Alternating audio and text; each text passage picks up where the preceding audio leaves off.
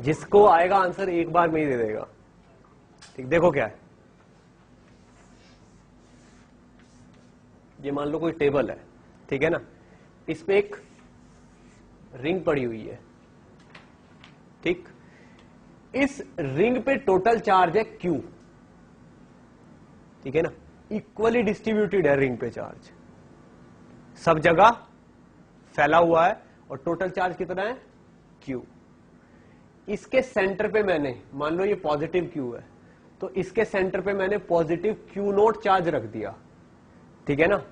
Ring की जो radius है वो है R, तो टेंशन बताना है रिंग में कितना आएगा, रिंग में टेंशन कितना होगा, 0। अगर आंसर 0 होगा तो मैं बोर्ड पे बना के पूछता क्या। रिंग का मास M,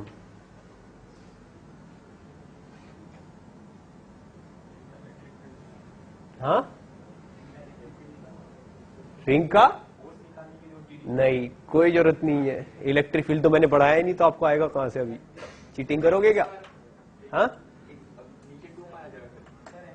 आंसर बताओ क्या होगा। वी तो है ही नहीं, कहीं रखी हुई है, वी तो 0 है, वी तो 0 है।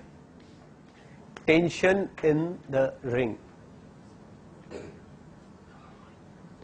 Page number 110, example 12, circular motion, ठीक है ना, कई बार हो चुका है उसका जिक्र, क्लास में भी कराया था वो मैंने आपको।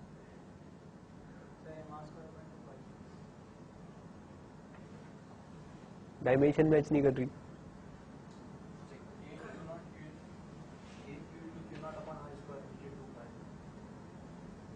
To pi R square, okay. देखो क्या होता है, मैं बेसिक फंडा समझा देता हूं आपको, हमेशा के लिए याद रखना है। अगर नेट फोर्स रिंग पे पूछा जाए, नेट फोर्स ऑन रिंग, तो आंसर आएगा 0। ठीक, क्योंकि अगर मैं रिंग का कोई भी छोटा सा एलिमेंट ले रहा हूं, मान लो इतना सा एलिमेंट ले रहा हूं मैं रिंग का, ये तो इस एलिमेंट की लेंथ अगर dl है तो इस पे चार्ज होगा dq is equal to q upon 2 pi r into dl।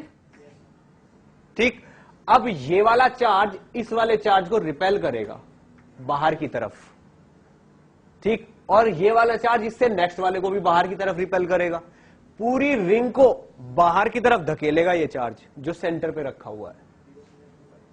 ठीक है, अब रिंग की जो वायर है उसका हर पार्टिकल बाहर जाना चाहता है, तो क्या रिंग में टेंशन नहीं आएगी।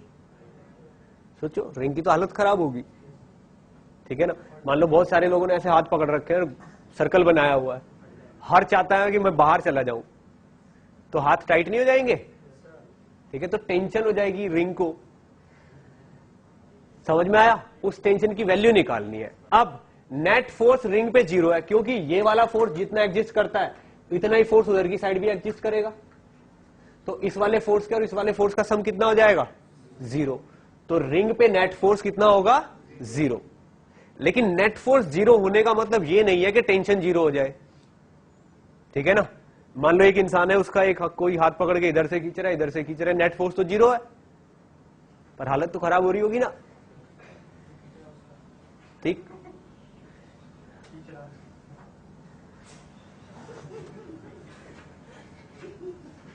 ठीक, चलो क्या, तो टेंशन का क्या लॉजिक क्या होता है टेंशन का, इसको मैं फिर बता रहा हूं, और ये मैग्नेटिज्म में फिर आएगा, मैं फिर क्वेश्चन पूछूंगा, तब से आधे लोग फिर से ब्लैंक होंगे।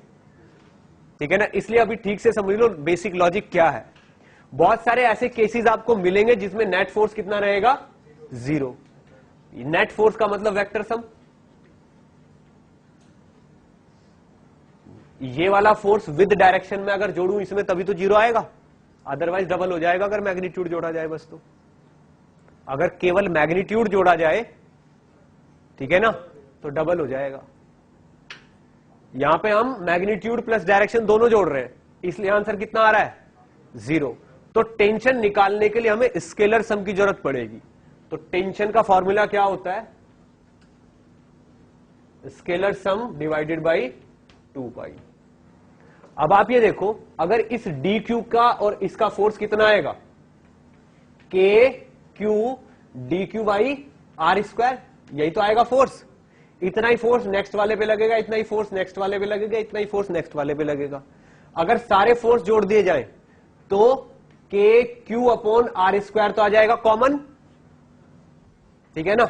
और ये जो डी क्यू है ये जुड़ जाएगा, D Q plus D Q plus D Q plus D Q, ऐसे कितना तक, क्यू तक ही जुड़ जाएगा। एक्चुअल में ये क्यू नोट होना चाहिए यहां पे, ये तो के क्यू नोट तो बाहर आ जाएगा, सारे डी क्यू एड हो जाएंगे, यानी कि D Q plus D Q and so on. ठीक, तो नेट फोर्स कितना बन जाएगा, जो ये वाला है, स्केलर सम कितना बन जाएगा, K Q naught R square into Q. ये स्केलर सम हो गया। अब इस स्केलर सम को किससे डिवाइड करना है, 2 पाई से, तो K Q Q naught by 2 pi R square, ये टेंशन होगी रिंग में, ये आंसर होगा। हाँ, 2 पाई से डिवाइड इसलिए किया क्योंकि सर्कुलर मोशन में एग्जांपल 12 है पेज नंबर 110 पे, ठीक है, वो सॉल्व करके देख लो, ठीक है ना, मैंने क्लास में भी कराया हुआ है। ऑलवेज यही फंडा होता है, किसी भी चीज पे बाहर की तरफ लगने वाला जो फोर्स है उसको स्केलरली ऐड कर लो और 2 पाई से डिवाइड कर दो। मैग्नेटिक फील्ड में भी यही होगा, मैग्नेटिक फील्ड में भी किसी रिंग में करंट होगी और उसमें बाहर की तरफ फोर्स लगेगा, उसमें भी सारे फोर्स को स्केलरली ऐड करके 2 पाई से डिवाइड करना पड़ेगा, तो टेंशन आ जाएगी। वो एक डेरिवेशन है। हाँ, एफबीडी बना के इंटीग्रेट करना भी तो वही है, डेरिवेशन करने के बराबर ही है। ठीक, नहीं, स्फीयर में टेंशन नाम की चीज एग्जिस्ट नहीं करेगी ना, टेंशन किसी स्ट्रिंग में ही हो सकती है, ठीक है, वो थोड़ी अलग चीजें हो जाती हैं।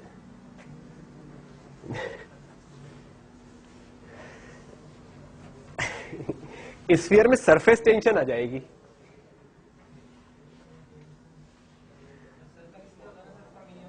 हाँ, क्वेश्चन ये भी पूछा जा सकता है, मैकेनिक्स का क्वेश्चन ही बता देता हूं, इलेक्ट्रोस्टैटिक का नहीं है। मान लो ये कोन है, इस कोन को एक माला पहना दो,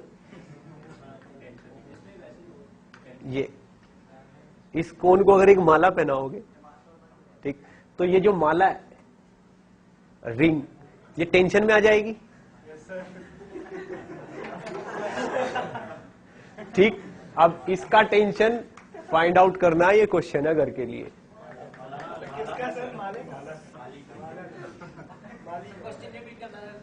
इस चेन में एक चेन है, ठीक है ना, एम मास की चेन है और ये जो कोन है ये थीटा एंगल का है, ठीक है, ये वाली रेडियस की आर बनती है, मान लो, ज्यादा टेंशन भी नहीं दे रहा मैं, ये एंगल थीटा होगा तो ये 90 माइनस थीटा होगा, तो इस कोन को ये चेन पहना दी, ठीक, तो चेन तो टाइट हो जाएगी, बस टेंशन बतानी है कितनी होगी चेन में। तुमने बोला था ना सर, जो फालतू बोले रोक देना। अच्छा, आज के लिए नहीं है, ठीक, अब मैं देख लूंगा।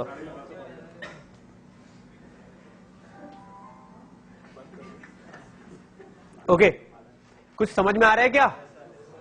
चलो नेक्स्ट क्वेश्चन पे मूव करते हैं। ठीक, क्वेश्चन क्या, हेडिंग डालो इलेक्ट्रिक फील्ड। बहुत हो गया सम्मान, इलेक्ट्रिक फील्ड।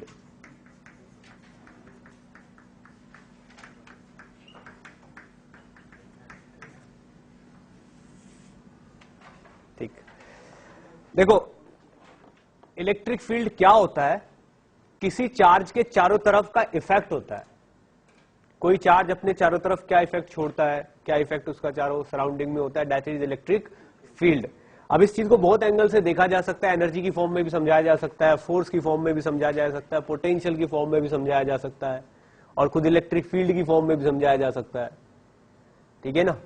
तो अब ऐसा नहीं है कि मैं समझाऊंगा तब आपको समझ आएगा, आपको पता है इलेक्ट्रिक फील्ड क्या होता है, ठीक है ना, पता है सबको, ठीक है ना, लेकिन मेरा काम है उसके कंफ्यूजन्स दूर करना और उसको इस लायक बनाना कि आप उसे यूज करके क्वेश्चन कर पाओ। ठीक है ना। इलेक्ट्रिक फील्ड कहां होता है? चार्ज के चारों तरफ एग्जिस्ट करता है इलेक्ट्रिक फील्ड, ये तो सबको पता है, स्पेस में, और चार्ज से लेके इनफाइनाइट तक फैला होता है। ठीक है ना, ये छोटी छोटी बातें सबको पता है। ठीक, फिर भी लिख लो, इलेक्ट्रिक फील्ड में एक पॉइंट लिख लो,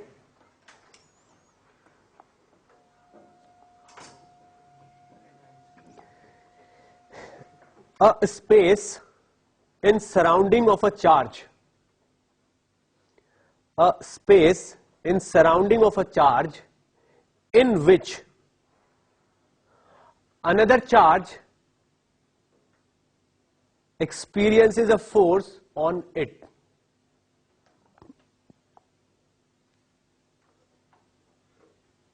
एक ऐसा स्पेस किसी चार्ज के चारों तरफ का जिसमें आके दूसरा चार्ज फोर्स फील करता है अपने ऊपर, वो इलेक्ट्रिक फील्ड है। It extends up to infinity.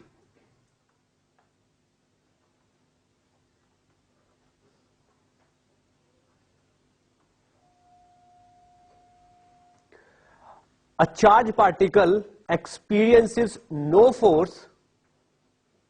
A charge particle experiences no force due to its own electric field. Due to its own electric field.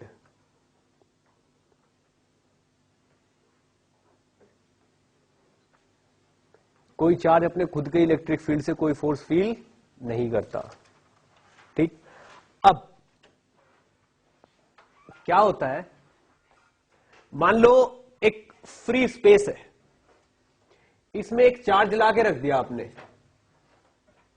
ठीक, जहां पे रख वहीं का वहीं पड़ा रहेगा पूरी लाइफ, कुछ नहीं होगा। ठीक है, लेकिन ये जो चार्ज है ये अपने चारों तरफ एक ऐसा फील्ड क्रिएट कर लेता है जिसमें अगर कोई दूसरा चार्ज आए तो वो फोर्स फील करेगा। देखो, जब ये आया था यहां पे तब कोई नहीं था। ठीक है, तो इससे तो हमको कुछ डिटेक्ट ही नहीं कर पाए, हम कुछ पता ही नहीं लगा पाए क्या हो क्या रहा है। ठीक है ना, लेकिन अब अगर कोई दूसरा चार्ज आएगा यहां पे, ठीक है ना, एक तो उसको लाना मुश्किल है, उसको लाते लाते ही पता चल जाएगा कि इसके आने का कोई अपोज कर रहा है, कोई खुश नहीं है इसके आने से। ठीक है, तो अगर ये आएगा तो रास्ते में ही पता चल जाएगा कोई इसके आने का अपोज कर रहा है। ठीक है ना, और अपोज तो फोर्स की हेल्प से ही किया जा सकता है। ठीक है ना, फोर्स होगा तो ही अपोज किया जा सकता है। तो इसको जब हम इसकी तरफ लेके आएंगे, ये एक अपोजिट डायरेक्शन में फोर्स फील करेगा, तो इसे पता चल जाएगा कि यहां पे एक ऐसा फील्ड एग्जिस्ट करता है जो इसके लिए सुटेबल नहीं है, इसके लिए अपोजिट है वो। ठीक है ना, नेगेटिव को लेके आएंगे तो उसके लिए अट्रैक्शन फील होगा, तो पता चल जाएगा इसके लिए सुटेबल फील्ड है। ठीक, ही। ठीक, तो ये जो नया वाला चार्ज है इसके आने से केवल पता चला इलेक्ट्रिक फील्ड का, जबकि इलेक्ट्रिक फील्ड तो इसके आने से पहले ही था। डिटेक्ट किया गया इस सेकंड चार्ज के आने से, लेकिन ये आए या ना आए, इलेक्ट्रिक फील्ड तो पहले से ही था। ठीक है ना, तो इलेक्ट्रिक फील्ड एग्जिस्ट करता है किसी चार्ज की वजह से उसके चारों तरफ, दूसरे चार्ज की वजह से उसको फील किया जा सकता है, उसको डिटेक्ट किया जा सकता है। ठीक है ना, सिंगल चार्ज से उसको डिटेक्ट भी नहीं किया जा सकता। ठीक, और इलेक्ट्रिक फील्ड को ई से डिनोट किया जाता है। ठीक, इलेक्ट्रिक फील्ड तो एरिया हो गया, इलेक्ट्रिक फील्ड तो एरिया हो गया। अब किसी पॉइंट पे, ठीक है ना, उस फील्ड के किसी पॉइंट पे वो इफेक्ट कितना ज्यादा इंटेंस है, ठीक है ना, या इलेक्ट्रिक फील्ड की वैल्यू कितनी है, उसको ई से डिनोट किया जाता है। इलेक्ट्रिक फील्ड दो, ये जो टर्म है दो चीजों के लिए यूज होती है ना, एक तो फील्ड और एक अमाउंट। कुछ समझ में आ रहा है मैं क्या बोल रहा हूं? कहीं पे इलेक्ट्रिक फील्ड है, कोई बात नहीं, कम है या ज्यादा है उसको भी तो इलेक्ट्रिक फील्ड ही बोलेंगे। ठीक है ना, तो इस जगह इलेक्ट्रिक फील्ड कम है या ज्यादा वो ई से दिया जाएगा, तो उस चीज को इलेक्ट्रिक फील्ड इंटेंसिटी बोलते हैं, जिसको ई से डिनोट किया जाता है। अब जितना ज्यादा कोई फोर्स फील करेगा उतना ज्यादा समझ लो इलेक्ट्रिक फील्ड है। मान लो Q0 चार्ज लेके आए हम, ये Q0 चार्ज को अब हम बोलेंगे टेस्ट चार्ज, टेस्ट करने के लिए लेके आ रहे हैं। टेस्ट चार्ज की दो प्रॉपर्टी होती है, दो क्या एक ही प्रॉपर्टी होती है, बहुत स्मॉल होता है और दूसरा पॉजिटिव होता है, ठीक है ना। स्मॉल होने से क्या होगा, अगर इस टेस्ट चार्ज की वैल्यू बहुत स्मॉल होगी तो जिस सराउंडिंग में ये जाएगा उस सराउंडिंग को चेंज नहीं करेगा। ऐसा होता है ना कि चार्ज जहां जाता है वहां पहले उस जगह को बदल देता है, उस जगह की प्रॉपर्टीज बदल देता है। तो अगर ये बहुत स्मॉल होगा तो ये जिस जगह पहुंच रहा है उस जगह की प्रॉपर्टी नहीं बदलेगा ज्यादा, ठीक है ना। इसलिए जो रिजल्ट होंगे वो उस स्पेस के रिजल्ट आ जाएंगे। और अगर टेस्ट चार्ज के बजाय कोई बड़ा चार्ज ले जाए पहले तो उसे हिला देगा, दूसरी चीज अगर ये बॉडी हुआ तो इसका इंडक्शन कर देगा, ठीक है ना।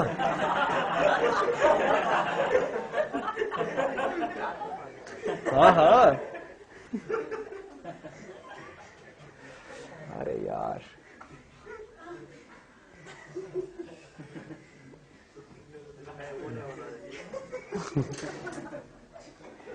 कोई बात नहीं, कोई इनको सोते हुए हिलाया मत करो, ठीक है। तो देखो ओके, तो टेस्ट चार्ज स्मॉल क्यों होता है, समझ में आ रहा है कुछ। दूसरी चीज पॉजिटिव है, पॉजिटिव से क्या होगा कि डायरेक्शन आपको डायरेक्टली क्लियर हो जाएंगी। अगर ये पॉजिटिव चार्ज है और इस पे फोर्स इस तरफ लग रहा है तो समझ लो इलेक्ट्रिक फील्ड इसी तरफ है। तो पॉजिटिव से क्या डायरेक्शन एकदम डायरेक्टली पता चल जाएगी आपको। अब इलेक्ट्रिक फील्ड इंटेंसिटी को दिया जाता है, डिफाइन किया जाता है। मान लो देखो, इलेक्ट्रिक फील्ड इंटेंसिटी इस स्पेस की प्रॉपर्टी है, यानी कि ये तो चार्ज हो गया, मान लो ये क्यू नोट चार्ज हो गया, इसकी वजह से स्पेस के इस पॉइंट की प्रॉपर्टीज क्या है, ठीक है ना, that is electric field intensity. तो इस पॉइंट की प्रॉपर्टी है, ठीक है ना, इस पे रखे हुए चार्ज की नहीं, ठीक है ना। तो इस पॉइंट पे कोई टेस्ट चार्ज लेके आए हम क्यू नोट, उसको मान लीजिए उसने एफ फोर्स फील किया। अगर इस एफ फोर्स को मैं क्यू नोट से ही डिवाइड कर दूं तो इस पॉइंट पे एग्जिस्ट करने वाला इलेक्ट्रिक फील्ड आ जाएगा, ठीक। अगर मैंने इसको, जो इस पे फोर्स लग रहा है उसको इसी के चार्ज से डिवाइड कर दिया तो इसके चार्ज का इफेक्ट खत्म कर दिया, तो प्रॉपर्टी केवल स्पेस की बच गई। देखो, अगर कोई चार्ज मैं यहां ले आता हूं और इस पे फोर्स लगता है तो फोर्स तो इसलिए लगाना है क्योंकि चार्ज यहां लेके आए और उस फोर्स को चार्ज से ही डिवाइड कर दिया, तो इस चार्ज का तो सिग्निफिकेंस खत्म हो गई, केवल स्पेस की प्रॉपर्टी बच गई, ठीक। तो ये इलेक्ट्रिक फील्ड स्पेस की प्रॉपर्टी है, फोर्स अपॉन क्यू नॉट। और अगर ये पॉइंट चार्ज है और कोई चार्ज आर डिस्टेंस पे रखा हुआ है तो इस फोर्स की वैल्यू होगी K Q naught by R square, ठीक। और ये इस तरीके से दिया जाएगा, ठीक है ना।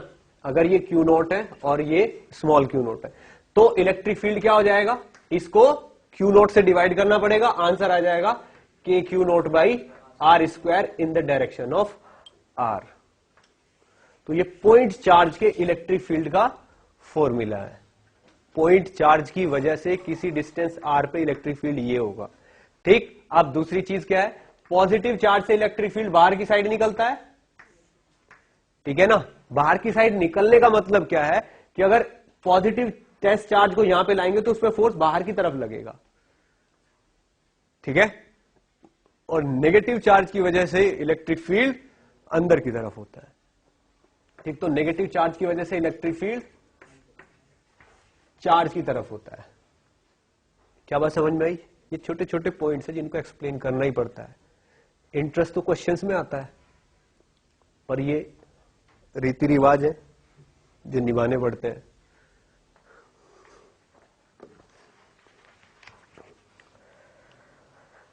ओके, कंडक्टर में चार्ज है तो सरफेस पे क्यों रहता है? अभी कंडक्टर आने दो।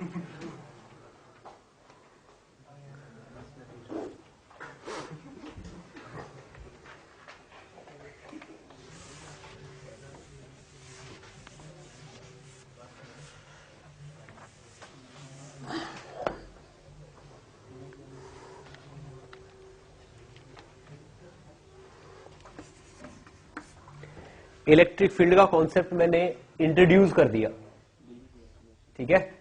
तो अब कुछ क्वेश्चंस हैं, उन क्वेश्चन में कॉन्सेप्ट्स ही हैं, ठीक है।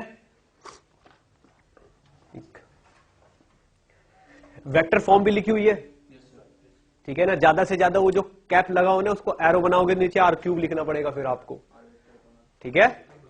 अब देखो, अभी मुझे इतना पता चला कि अगर यहां पे कोई पॉजिटिव चार्ज मैंने क्यू रख दिया और इस क्यू से किसी डिस्टेंस आर पे मुझसे इलेक्ट्रिक फील्ड पूछा गया, तो उसकी वैल्यू होगी K Q by R square, ठीक है ना। बस मैग्नीट्यूड ये होगा, ठीक है ना। और ये अगर पॉजिटिव चार्ज है तो अवे होगा चार्ज से, इतना मुझे अभी पता चला है, ठीक। अब मान लो एक रॉड है इस तरीके की, एम मास एल लेंथ और क्यू चार्ज इस पे फैला हुआ है पूरा, ठीक है ना। नॉन कंडक्टिंग रॉड है और क्यू चार्ज हमने फैलाया हुआ है इस पे, अपनी मर्जी से चल नहीं सकता, जो चार्ज जहां है वो वही का वही रहेगा। इसकी लेंथ है एल, इसके एक एंड से डी डिस्टेंस पे ये कोई पॉइंट है पी, इस पॉइंट पे इलेक्ट्रिक फील्ड की वैल्यू बतानी है क्या होगी, ठीक है। आप लोग सब कर सकते हो, उसको 2 मिनट का टाइम है, आंसर बिल्कुल सही सही निकाल के बताना।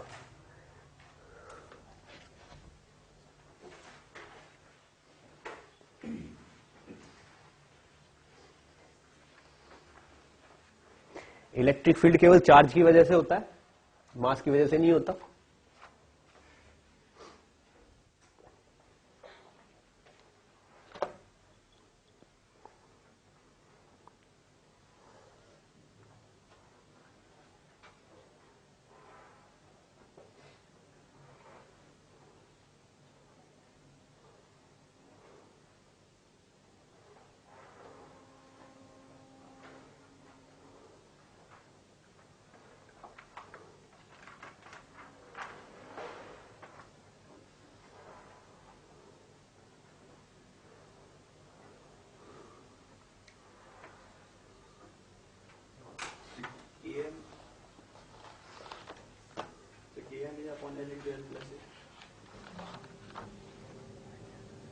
सही है।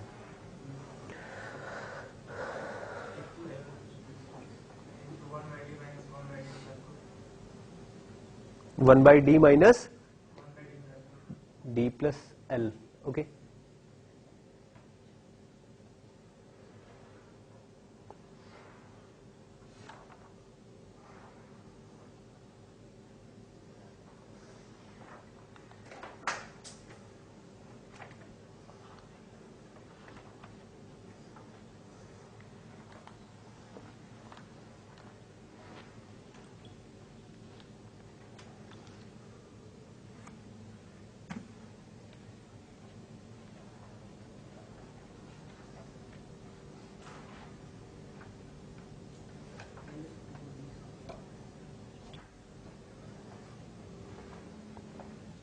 चलिए क्या करना है, बहुत आसान काम है, ठीक है ना।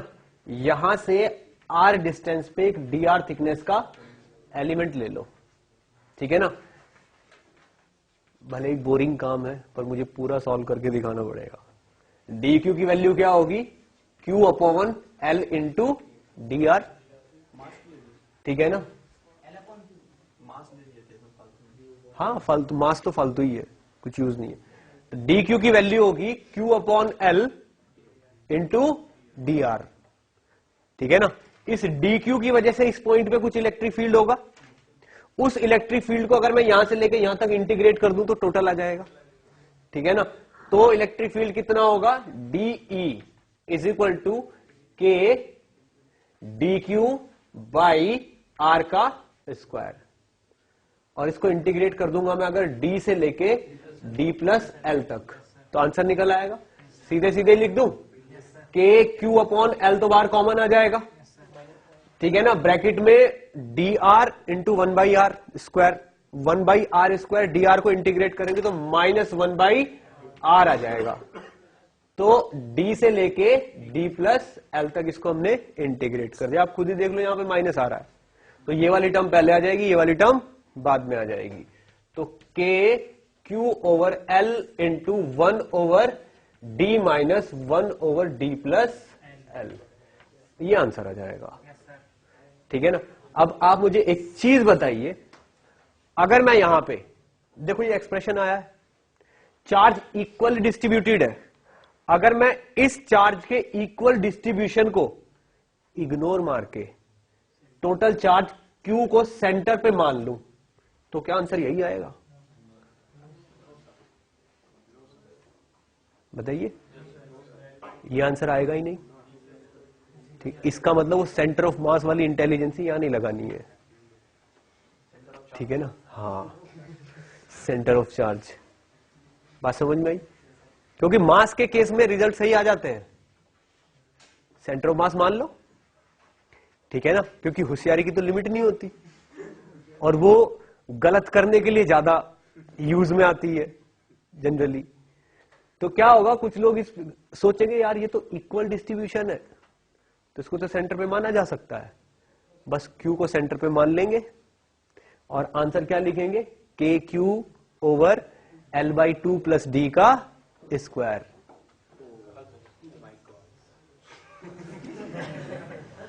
गॉड्स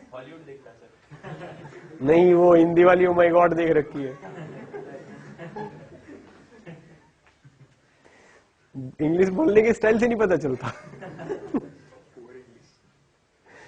पुअर नहीं, एक्सेंट होती है मेन चीज, तो इंग्लिश पुअर कुछ होती नहीं है। खैर चलो, पुअर तो इंसान होते हैं। इंग्लिश कभी पुअर होती है क्या? पुअर तो उसको यूज करने वाला इंसान हुआ।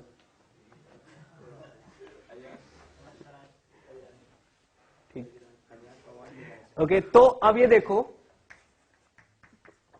कुछ पॉइंट क्लियर हुआ क्या नहीं करना है। ठीक है ना। तो अपने दिमाग को यूज करके वो एवरेज, मीन या सेंटर वगैरह वाले फंडे इस पे नहीं लगाने। वो इसलिए क्योंकि डिस्टेंस का स्क्वायर नीचे आता है, इसलिए डिस्ट्रीब्यूशन के साथ लीनियर रिलेशन नहीं चलता यहां पे। ठीक है ना। अब एक चीज है, अभी इसके डेरिवेशन का तो टाइम नहीं है। ठीक है ना, जो अभी मैं यहां पे फॉर्मूला एक्सप्लेन करूंगा, इसका डेरिवेशन अपन नेक्स्ट टर्न पे कर लेंगे, लेकिन फॉर्मूला मैं एक्सप्लेन कर देता हूं क्या है, और इसका डेरिवेशन बहुत ज्यादा वैल्यू भी नहीं रखता है। ठीक, लेकिन कर लेंगे अपन। देखिए क्या होगा, किसी चार्ज रॉड की वजह से इलेक्ट्रिक फील्ड फाइंड आउट करना है हमें। ठीक है ना। एक चार्ज रॉड है L लेंथ की, मान लो। देखो समझ में आना होगा तो अभी आ जाएगा, नहीं तो कंफ्यूजन लेके ही घूमना पड़ेगा पूरा साल। ठीक, एक L लेंथ की रॉड है, ठीक है ना, जिस पे चार्ज है Q। ठीक है ना। अगर पूरी रॉड पे Q चार्ज है और इक्वली डिस्ट्रीब्यूटेड है तो एक लीनियर चार्ज डेंसिटी नाम की टर्म एग्जिस्ट करने लगेगी, जिसको हम लैम्डा से डिनोट करते हैं, और वो Q/L होगी। ठीक है ना। या तो ये बोल दो कि इस रॉड की लीनियर चार्ज डेंसिटी लैम्डा है, या फिर ये बोल दो L लेंथ की रॉड पे Q चार्ज है, तो लैम्डा की वैल्यू होगी Q/L। अब क्वेश्चन ये पूछा जाता है कि इस रॉड के सामने या आजू बाजू में कोई कहीं पॉइंट है P की यहां से परपेंडिकुलर डिस्टेंस है R, मान लो ये पॉइंट है P। तो P पॉइंट पे इस रॉड की वजह से इलेक्ट्रिक फील्ड बताना है विद डायरेक्शन। इलेक्ट्रिक फील्ड अगर विद डायरेक्शन पूछा जाता है तो सीधे सीधे इलेक्ट्रिक फील्ड का वेक्टर पूछ रहा है वो, आप धोखा नहीं दे सकते। डायरेक्शन और मैग्नीट्यूड अलग अलग क्लियर करना पड़ेगा। ठीक, तो उसने क्या पूछा है, इलेक्ट्रिक फील्ड का वेक्टर बताइए क्या होगा पॉइंट P पे। ठीक है ना। अब वैसे एनालिसिस करते हैं, एक एलिमेंट ऐसा ले लेते हैं यहां पे कोई भी, उसकी वजह से इलेक्ट्रिक फील्ड इस तरफ होगा। ठीक है। अब ऐसा ही एलिमेंट इधर भी एग्जिस्ट करेगा कहीं, उसकी वजह से इलेक्ट्रिक फील्ड इस तरफ होगा। तो दोनों के दोनों क्या करेंगे, इसका ये वाला कंपोनेंट और ये वाला कंपोनेंट, नीचे वाले का ये वाला कंपोनेंट और ये वाला कंपोनेंट। तो ये वाला कंपोनेंट तो इस वाले कंपोनेंट को कैंसिल कर देगा और ये वाले जुड़ जाएंगे। लेकिन क्या होगा, एक ये पॉइंट थोड़ा सा मिड पॉइंट से नीचे है, अगर मैं यहां वाले एलिमेंट की बात करूंगा तो इसके कोरस्पोंडिंग एलिमेंट यहां तो एग्जिस्ट ही नहीं करता, देखो इसके कोरेस्पोंडिंग एलिमेंट नीचे तो एग्जिस्ट ही नहीं करता, इसलिए इसकी वजह से जो इलेक्ट्रिक फील्ड निकल के आएगा यहां पे, ये जो इलेक्ट्रिक फील्ड आएगा, इसके दोनों कंपोनेंट बचे रह जाएंगे, ये वाला भी और ये वाला भी। इसलिए इस पॉइंट पे इलेक्ट्रिक फील्ड का ये कंपोनेंट भी आएगा और ये कंपोनेंट भी आएगा। अगर ये वाला पॉइंट बिल्कुल बीच में होता तो ये वाले सारे कंपोनेंट नीचे वालों से कैंसिल हो जाते। इसलिए पॉइंट पी पे इलेक्ट्रिक फील्ड का एक्स कंपोनेंट भी आएगा और इलेक्ट्रिक फील्ड का वाई कंपोनेंट भी आएगा। तो दोनों बताने हैं मुझे, ठीक। अब आप लोगों पे मुझे बिल्कुल विश्वास नहीं है, ठीक है, हाँ, इसलिए मैं कोई कसर ही नहीं छोड़ूंगा। पता चला मैंने एक्स और वाई के एक्सप्रेशन लिखा है और क्वेश्चन में रॉड यू आ गई,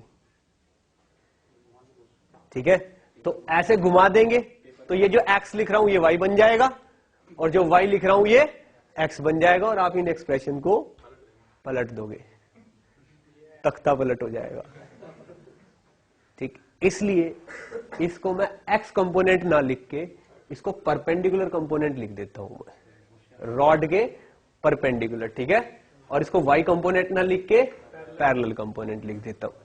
समझ में आया? आप भी इसी तरीके से याद रखिए, ना कि एक्स वाई, ठीक है ना।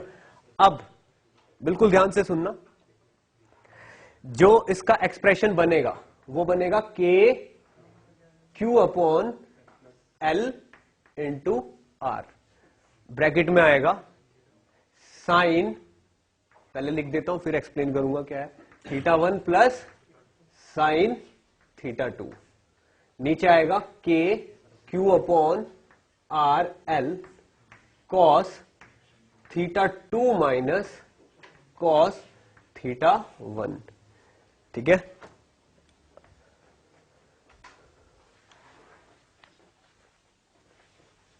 अब देखो ये θ1 θ2 क्या है, देखिए यहां से चार्ज स्टार्ट होता है और यहां पे खत्म हो जाता है। मैंने इस वाले पॉइंट को यहां से मीट करा दिया यू, और इस वाले पॉइंट को भी यहां से मीट करा दिया, और ये वाली लाइन परपेंडिकुलर है, ठीक है ना। तो आप ये देखो, ये जो परपेंडिकुलर है, ऊपर वाली लाइन तो ऊपर की तरफ जाने से मिलेगी और नीचे वाली लाइन नीचे की तरफ जाने से मिलेगी। अगर मैं ऊपर की तरफ मूव कर गया हूं थीटा एंगल, तो इसको बोलेंगे θ1, और मैं नीचे की तरफ मूव गया हूं तो इसको बोलेंगे θ2, ठीक है ना। इस तरफ मेजर करेंगे तो θ1 पॉजिटिव लेंगे और इस तरफ मेजर करेंगे तो θ2 को पॉजिटिव लेंगे, ठीक। तो इस केस में अगर ये 60 डिग्री है और ये 30 डिग्री है तो यहां पे एग्जैक्टली 60 और 30 पुट करोगे आप, -60 + 30 ऐसा कुछ नहीं होगा। इस परपेंडिकुलर लाइन से नीचे की तरफ जो एंगल मेजर करोगे वो पॉजिटिवली आ जाएगा, और इस परपेंडिकुलर लाइन से ऊपर की तरफ जो एंगल मेजर करोगे वो पॉजिटिवली आ जाएगा, ठीक है ना। क्योंकि ऊपर की तरफ आप θ1 मेजर करोगे तो θ1 ऊपर की तरफ पॉजिटिव आएगा, नीचे की तरफ नेगेटिव आएगा, और θ2 नीचे की तरफ पॉजिटिव आएगा और ऊपर की तरफ नेगेटिव आएगा। इस चीज को मैं थोड़ा सा और क्लियर कर देता हूं, ठीक। मान लीजिए ये रॉड है, ठीक है, पॉइंट यहां पे है, ठीक। अब परपेंडिकुलर तो इस पे गिरेगा ही नहीं, अब क्या किया जाए, हम इसकी आत्मा को आगे बढ़ा लेते हैं, ठीक, और यहां से एक इस पे ही परपेंडिकुलर डाल लेते हैं, ठीक। ये वाली डिस्टेंस होगी आर, ये वाला होगा पॉइंट पी, तो इस पे पूछा हुआ उसने एक्सप्रेशन, ठीक। इसके लिए अगर ये जो लोअर एंड है इसको मिलाते हैं तो हमने वहां पे लोअर एंड को जब मिलाया तो नीचे की तरफ एंगल मेजर किया था, तो अब मान लो ये एंगल मेजर करके अल्फा निकलता है, तो हम θ2 की वैल्यू -α पुट करेंगे, क्योंकि हम मेजर तो θ2 कर रहे हैं, लोअर एंड वाला एंगल मेजर कर रहे हैं, लेकिन हमें चलना ऊपर पड़ रहा है, तो θ2 की वैल्यू कितनी पुट करोगे, -α। अब अपर एंड का एंगल मेजर कर रहे हो आप, अपर एंड का एंगल मेजर करने के लिए ऊपर चलना पड़ रहा है, तो θ1 कितना होगा, मान लो ये बीटा है, प्लस बीटा होगा। क्या बात समझ में आई? कितने लोगों को ये चीज क्लियर हो रही है? बस इसमें आप कंफ्यूज नहीं होने चाहिए, ठीक है। अगर ये आपको समझ आया है तो मैं अगर यहां पे एक पॉइंट लेता हूं, ठीक है ना, इस जगह, ठीक, तो परपेंडिकुलर ये होगा, ये वाला एंगल ए हुआ और ये वाला एंगल बी हुआ। तो बताइए मुझे θ1 θ2 की वैल्यू क्या होगी? θ2 क्या होगा? प्लस बी, ठीक है ना, और θ1 माइनस ए। कुछ समझ में आया? क्योंकि θ1 मेजर करने के लिए हमें ऊपर चलना पड़ता था और यहां पे θ1 मेजर करने के लिए मुझे नीचे चलना पड़ रहा है, इसलिए θ1 माइनस ए होगा। θ2 मेजर करने के लिए हमें नीचे चलना पड़ता था, यहां पे भी θ2 मेजर करने के लिए नीचे ही चलना पड़ रहा है, इसलिए θ2 वाली वैल्यू पॉजिटिव आएगी और ये वाली वैल्यू नेगेटिव आएगी। ठीक, मैंने कोई कंफ्यूजन का स्कोप छोड़ा नहीं है, ठीक, पर आप तो आप हो।